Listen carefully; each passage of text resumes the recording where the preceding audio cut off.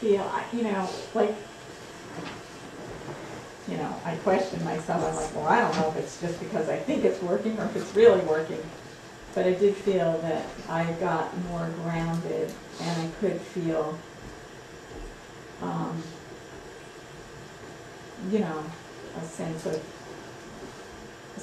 maybe my mind calming down and other muscles relaxing. Cool. So, but now I haven't been doing it as much. Okay. Well, that's why we are doing this. It's kind of both to tell.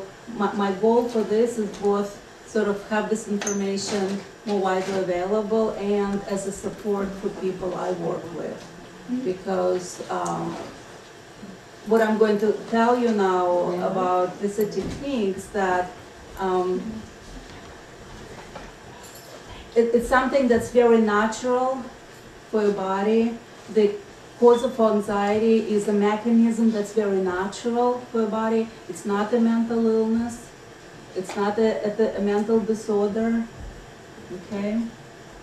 As how many people like have that attitude? Yeah. And what goes with that label? Something's wrong with me. Yes. Right? Or something's wrong. Fear. Something's wrong, right. So you already have anxiety, then you get label on top of it that basically puts a stamp by saying there is something wrong with you. Yes. You're bad. And immediately people think it is a mental illness. Yeah, well, because something doesn't feel right over here. No, I mean people label you. Label you you. have a mental illness. Right, and it's easy to believe because the symptoms that make you feel out of control. I think anxiety is pretty well accepted though, not necessarily as a mental illness. Well, anxiety Like is accepted, depression but is anxiety disorder Okay, like a panic. is not, right? It could be panic, it could be social anxiety, whatever that means. Yeah, agoraphobia.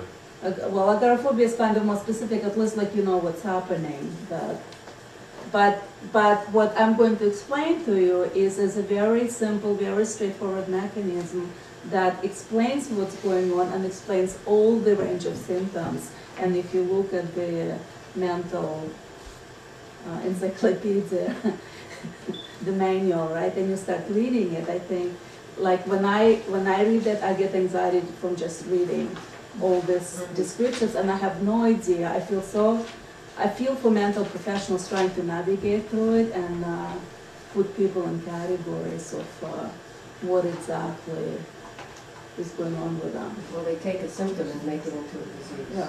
By the way, the history for that, so that just you know the history, right, the background. Psychiatrists used not to be looked at as doctors, more as custodians of mental institutions. So in order for them to become part of the mainstream medicine, in order for them to be accepted, they had to show that there's some organic condition that they're treating. So when they found that there's a brain chemistry imbalance, that's what allowed them to become part of medical community. Before that, they were not part of it. Now that they found that that brain chemistry imbalance, they gave it name of illness and disorder, they become part of medical community. And the good part about it is that people can be healed. Yeah. Right, that's what I was going to say. It was just so they could code it. Yeah. It's for the insurance companies. Insurance companies. And for people, you know, to get reimbursed. So there is a good part in it, because if something happens and you need time off to get yourself back on your feet, that's kind of a convenient thing that you can get reimbursed.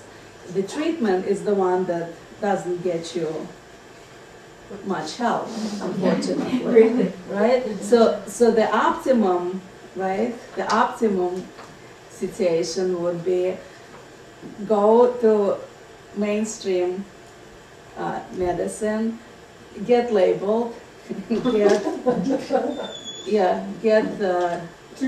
reimbursed, and then do like alternative method. Maybe go on disability for a while. But it's interesting to understand why they became an investment to make it a disorder. And for people who read the description of the Meetup, the earlier traditions didn't look at this condition as a disorder, but as more of a kind of energetic misalignment. Sort of, some tradition called it an imbalance of the soul in relationship to the physical body. Okay, and which will look at what it really is. So what I'm going to do like a little overview, because we did like a bigger one last time, and then we're going to do a breathing exercise to deal with what really happens is a structural misalignment, a structural displacement in the body that creates all these symptoms, and not some scary thing going on in your body. You said it's structural? It's a structural thing, yeah. Energetic So there's breathing. energetic structural imbalance that happens in a particular way according to particular rules and structures, and creates particular sequence of symptoms, which get reversed in the opposite order as that imbalance gets corrected. Okay, and just to say it briefly, So you mean the same way that it went through the path to become illness, that's the same way it goes back? and for people who know, I have an unusual background to an energy healer. I have a background in HVAC engineering, heating, ventilation, air conditioning, and plumbing. It's perfect. Yeah, perfect. So a lot of people call me like a psychic plumber, and then I came to this country. It was like not my favorite occupation, so I studied computer science at Brandeis, and I did computer science research for 6 years with Siemens, and then I had my own medical problems, as a result of which I got interested in the field of energy healing, and then I studied for 9 years in a metaphysical school. My teacher was the same teacher that taught Barbara Brennan. Not many people know her. Her name was Rosalind Greer, but a lot of people know Barbara Brennan. So because I'm an engineer, if I see that something works, I need to figure out why it's working, because I know everything works according to the rules and structures. If you understand rules and structures, you know how to design your treatment in a way that it's going to work. And so when you design things according to rules and structures, everything works effortlessly. Just like if your house is well designed, your heating system will work equal in all the rooms, right? And if it's not, it won't. So if anytime you're getting a treatment which is not like completely working, or a technique, that makes you feel like you're spinning the wheels, it's not your problem. It wasn't designed according to particular rules. Person is fantasizing somewhere along the way. And so, because I have to verify things for myself, I learned how to see energy. It was not something that I was not born with a gift, and I didn't have a brick fall on my head to awaken, that capacity. So basically, it was through perseverance. I have a lot of perseverance, because especially if somebody tells me something cannot be done, I get particularly interested in figuring out how to do it. I sort of work backwards.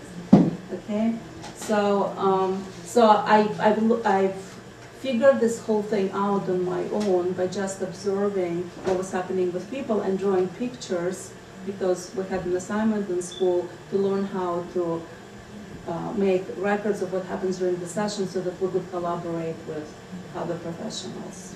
In our school, it was big on collaboration. And so reluctantly